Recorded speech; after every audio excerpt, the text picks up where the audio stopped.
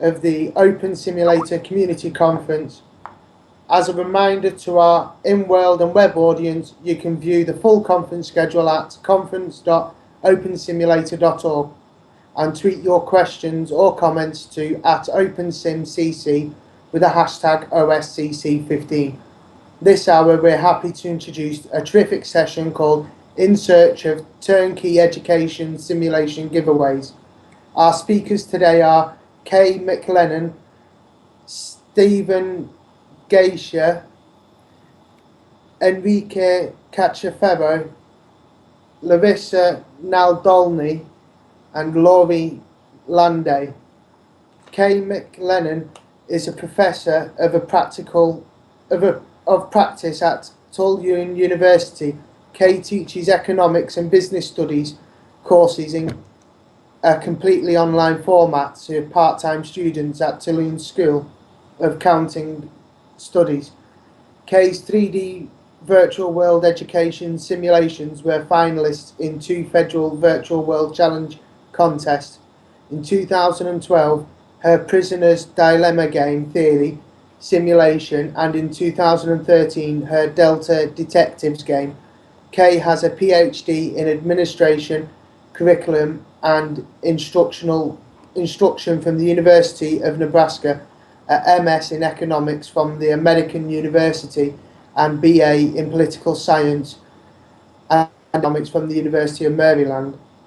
Stephen Geisha is a biology instructor at Ball State University Facility Fellow at the Institute for Digital Intermediate Arts at Ball State University, and administrator evangelist for RedGrid Ball State Open Simulator Campus. Stephen is the founder of Virtual Islands for Better Education. Grid Vibe is a collaborative of virtual educators and builders actively using Open Simulator in K-12 and higher education. Enrique Cachaferro is a biology teacher and technology facilitator at a public charter school in rural North Carolina. He has been active with Virtual World since 2012, when he finished his graduate certificate in Virtual World from University of Washington. He has been finding different ways of using Virtual Worlds and OpenSim to augment classroom instruction and immerse students in learning. Larissa Anatole is an assistant professor in instructional technology in School of Education at Iowa State University through National Science Foundation grant. Larissa works with the virtual reality as a way to teach science content while giving students experience in ethical understandings. Laurie Landay is a professor coordinator of technology in learning and teaching in the liberal arts department at the Berklee College of Music. Laurie is the author of 2 books, I Love Lucy and Madcap Screwballs and Corn Women, the Female Trickster in America Culture, and in addition to authoring articles on virtual world, digital narrative, silent film and television culture. Her creative works include animation, graphics design, creative documentary, machinima, interactive virtual art installation and music videos. Welcome all, let's begin the session. Thank you, Alan. As Alan detailed, this panel features 5 different educators that are using virtual world learning simulations. Given the student-tested advantages of virtual simulation learning, this panel is intended to focus attention on the need to build more educator critical mass and the need for sharing education simulation know-how and content. As Alan mentioned, I'm Kay McLennan, a professor of practice at Tulane University. I started using and testing virtual world learning simulations in my online economics and business studies courses in Second Life in 2008. At that time, even with the 50% educator discount, owing to the high cost of digital land in Second Life, funding an island was a difficult sell. I did manage to get a homestead island funded, but there was no additional funding for the creation of any of the simulations. To make a long story short, I ended up creating my own simulations, and my ability to make my own simulations received a boost from all the talented individuals that make content available in OpenSim. Contrary to my initial expectation that there would be less content in OpenSim, when I moved out of Second Life in 2010, there was plenty of content and even more content in OpenSim. That is, OpenSim easily allows the sharing of content, as the audience knows, via OR files and IAR files. Backing up to my mention of testing the simulations I create through student feedback on the usability, engagement level, and contribution to course learning outcomes, a lot of trial and error yielded substantive improvements in my creations. On the screen right now, there's a long, unreadable list of just some of the folks that I want to thank for all of their contributions to OpenSim. And on the right-hand side, you can see just a sampling of the types of simulations I've been able to create and use in my classes. So still, even though students are significantly more interested in using virtual world simulations than faculty, voluntary student use of my e-courses as a unique type of learning experience has remained constant at about 1 in 3 students opting for the graded virtual world learning activities. So on the advantage side, students report more engagement and increased learning, and OpenSim is education ready. On the virtual world simulation challenge side, getting faculty and students on board and creating critical mass is the challenge. So this panel is all about focusing attention on the solution, which is making know-how and turnkey education simulations available. Without further ado, I want to introduce our next panelist, Stephen Gassier from Ball State University. Thank you, Kay. So in virtual worlds, I wear a few different hats. In the original days, I was teaching in Second Life. It was nice being a biology teacher, just an educator. If I could have the next slide. That was my main goal. I wasn't worried about supporting the overall education plan at the university. What I am doing now is the evangelist and administrator for Red Grid, which is the campus open simulator grid for Ball State, hosted by the IDIA lab. And that's a different ball of wax. So in the next slide, one of the important components and aspects is having lots of nice content where not only are you giving students and viewers a good experience, but if you can go to the next slide, that when you evangelize it to fellow faculty or administrators, that you can go to them and say, look, this is something that's ready to go. This is something that faculty can take advantage of without a large input of energy, effort, which in many cases faculty are not willing to do. So of the 8 main islands that we have, 3 of them, Transgen Island, Rainforest Research, are found from Larissa Anatole's Sci Ethics, and we also have the Prisoner's Dilemmas. Now, when I was talking to faculty when I first got into the biology department, I came across a very engaged faculty who teaches an honors course in nutrition.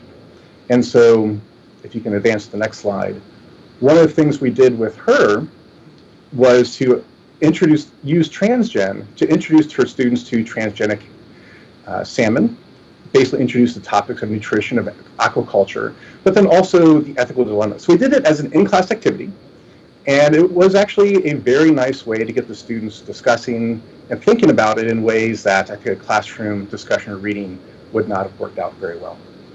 So in the next slide, I just want to make the point that even some of those simple tools that we a lot of times take for granted are really important to have as nice turnkey solutions for teaching classes. So this is a shout out to the Clever Zebra people whose stuff I use, our auditorium and presentation screens I use for my classes. And it's great having that set up, and the students find that very easy to use as well after just about 5 minutes of training.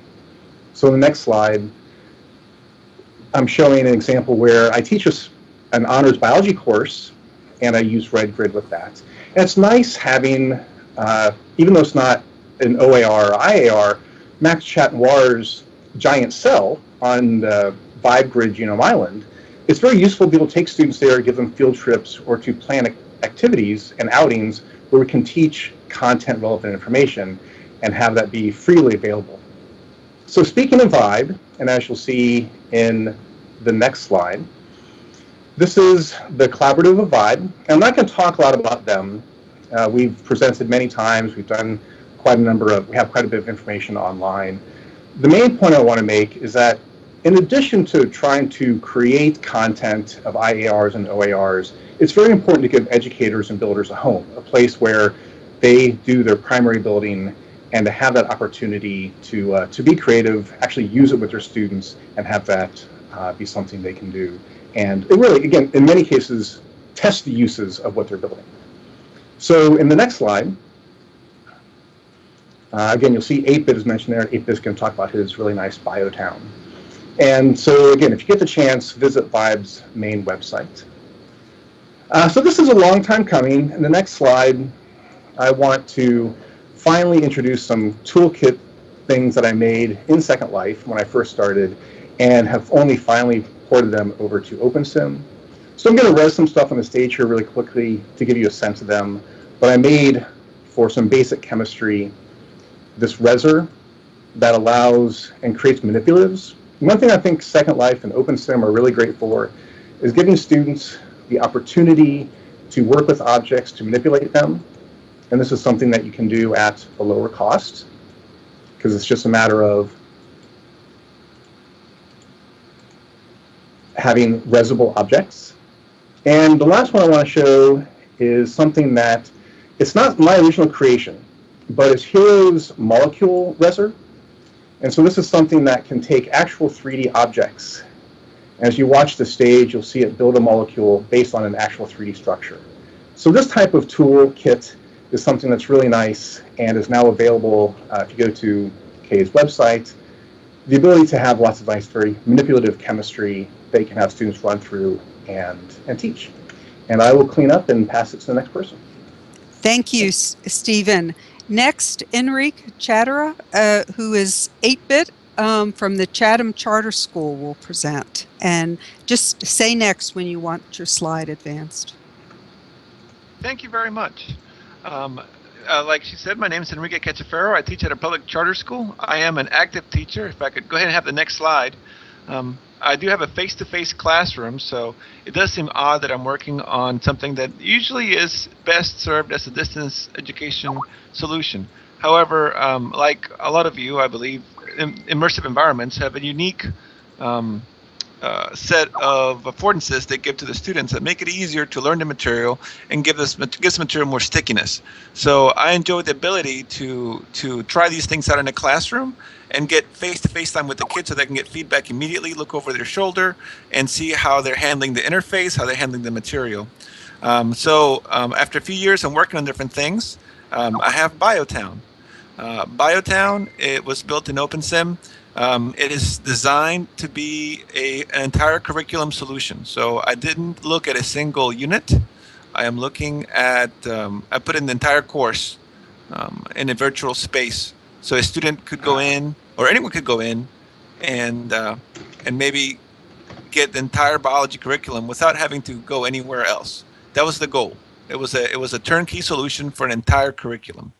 To that end, I used all of the different digital links and resources I had from previously doing the class through an LMS, through Moodle and Open Class and some other LMSs, and bring them into OpenSim. So mostly, as you can see here, I have all the units separated into buildings. I used the spatial aspects of a sim to separate it into buildings, and within the buildings, I themed the buildings into different types of uses. Like here's a pet store where I introduced the topic of populations, for example. So by doing that, I'm giving the students more of an ability to chunk the material in their minds. It's like, okay, I was at the pet store, I was doing this topic, I was at the art room, I was doing this topic, and kind of organize the material for them. Within these structures, the material is presented in various ways. Some are links to digital books. Some of it's displayed on the prims. Some are interactive assessments where you click on it and it asks you a question and you have to try to answer it properly. And if you get it wrong, it gives you immediate feedback, so you can try again. But again, even within the building, I'm kind of putting things in an orderly way, so they can follow the instruction without me having to spoon feed them where they need to go, what they need to do. They get to explore, and I want it to be independent. So I try to make it organized, which is much easier to do within this digital space versus say Moodle or Blackboard. Once in here, they're working independently. They have to take notes for me, but I can check their progress, the notes, and then also the system itself quizzes them. So through this process, this is how 4 of my biology classes did their class basically last year. This is their entire and sole source of information. We had desktops in my room, and this is where they got the instructions. I was able to test them, and I have data showing how they performed with just an OpenSim resource for instruction. That we used nothing else, and ends up that, as some of you probably imagine, they did quite well. Some enjoyed the space better than others. There was no choice as to whether or not to use it, so it was 100% participation, thanks to my ability to make it so. And overall, the kids enjoyed the experience very much. And now I'm glad to be able to make this available to any instructor that would like to try it out in their classroom.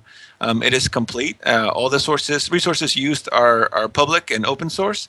So all the links go along with the OR. So anyone that wants to give it a shot and see how it works, that has never tried OpenSim, could just open it out of the box and give it a try with their students. And hopefully some of you could use it for inspiration for your own builds in education. It's terrific. Enrique, thank you. Our next speaker, Larissa Anatole from Iowa State University. Hi, Kay. Thank you very much. If you could go to the next slide, please. Excellent, thank you. What I wanted to share with you today is an island that we've been working on recently. Stephen mentioned a little bit about the transgenic fish island. The most important thing, I think, for everyone is knowing how to get it. So if you look up here on the website, it's www.sciethicsinteractive.com. And there you can download both the older island that has all the fish and all the data about transgenic organisms, and this most recent one, which has to do with carbon storage in the rainforest. And that's the picture that you see there. So let me tell you a little bit about that. On this island, students end up in a plane, and they jump out of a plane with a parachute and they land on an island. And this one is a role-playing sim where they're playing the role of a hired consultant that needs to assess the carbon storage of a rainforest. They need to calculate some numbers, and there's a HUD that can help them do that, and there's some non-playing characters as well. And they have to determine what happens to the island. Now, normally you think, okay, this is a pretty easy choice, don't cut down the rainforest, but it's a lot more complicated than that. And the numbers prove that, and a student just has to look around and see ethical issues and unethical things going on the island, in addition to their data collection, and they need to figure out what to do. You can download that island as it is. What you'll notice, a theme that I'm hearing from all of these speakers here, is we're standing on the shoulders of giants. So we are building off of other people's work. So this Rainforest Research Island, if you look at the pictures, you'll notice that some things my students that worked with me, they created it themselves, but we also used things that were freely available at the time, different buildings and resources and textures. And what I hope that you all do with this kind of experience is build as well. So you are welcome to take my things, work with it, and make it your own. Thank you, Larissa. We've got just a few minutes, but I hope enough time for our final speaker, Lori Landay from the Berklee College of Music. Hi, everybody. I'll be quick. One of the main things I wanted to talk about was that I had such a terrific experience with my students working with Kay's Prisoner's Dilemma simulation, and that was a really fantastic virtual worlds education simulation, and for me, definitely a turnkey solution, because she dropped it on me after the conference, and I was able to bring my students in. I teach the prisoner's dilemma in my digital narrative theory and practice course in the unit on game design. In the past, students have either used a chart or had students do some kind of a quick, two students do some kind of quick dramatization. But this was a far more effective and much more interesting and engaging way for students to work with it. Some of my own turnkey solutions have been, I think the most successful one for me has been a virtual art building workshop kit that I give to my students. And I've really enjoyed being able to do that and give them some of the tools, some basic scripts and things so that they could get started doing some simple virtual art pieces. And mostly I've been working in Unity, building in Unity, but I'm looking forward to taking some of the 3D models that I've worked with there and bringing them into OpenSim, because I've been missing the multiple people interacting aspect of it. So I'll stop there, but those are some of my quick thoughts, and I think it's a very exciting topic. Thank you. I'll turn it back to Alan. I'm not sure if we have enough time for questions, but please visit the website. Alan, I'll turn it back to you. I'd like to thank them all for a terrific presentation. As a reminder to our audience, you can see what's coming up on the conference schedule at conference.org, opensimulator.org. Following this session at 3 p.m, we have a break in the schedule for lunch or dinner, whatever it may be in the physical world. We will resume at 3:30 with the presentation, the Avatar Repertory Theatre. We encourage you to visit the OSCC 15 Poster Expo in OSCC Expo 3 region to find accompanying info on presentations and explore the Hypergrid Tour resources in OSCC Expo 2 region, along with sponsors and crowdfunder booths located throughout all of our OCC Expo regions. Thank you once again to our speakers.